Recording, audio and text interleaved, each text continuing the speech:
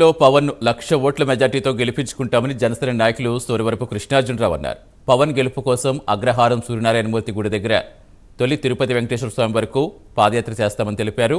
ఈ పాదయాత్రలో సుమారుగా 5,000 మంది పాల్గొంటారని వివరించారు. అలాగే వైసీపీ నుంచి జనసేనలో పెద్ద ఎత్తున చేరికలు ఉంటాయన్నారు.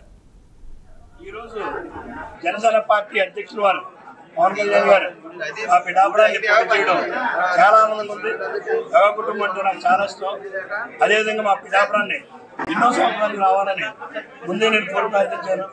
నా కోరిక ఈరోజు తీరింది. అదేవిధంగా జనసేన నాయకుడిని పవన్ కళ్యాణ్ గారిని గెలిపించడమే కాదు, మా కష్టం అంతా కూడా 1,00,000 ఓట్లు రావాలని మేము రేపు శనివారం నాడు యాత్ర కాలనడకన మేము కొన్ని వందల మంది కార్యకర్తలతో మేము దేవుడి దగ్గర తిరుపతి వెళ్తున్నాం. కార్యకర్తలందరూ కూడా పిఠాపురం అగ్రహారంలో సూర్యనారాయణమూర్తి ఆలయం ఉంది. ఇక్కడ కొత్తగా నిర్మించాం. ఆలయం కూడా మొన్న అయింది. ఆలయానికి వచ్చే భక్తులు మేమందరం కూడా కలిసి జనసేన నాయకులు కార్యకర్తలు శ్రేయోభిలాషులు అందరం కలిసి మేమందరం 15 కిలోమీటర్ల దూరం కాలినడకన వెళ్ళి అక్కడ 1,00,000 ఓట్ల మెజార్టీ రావాలని దేవుని కోరు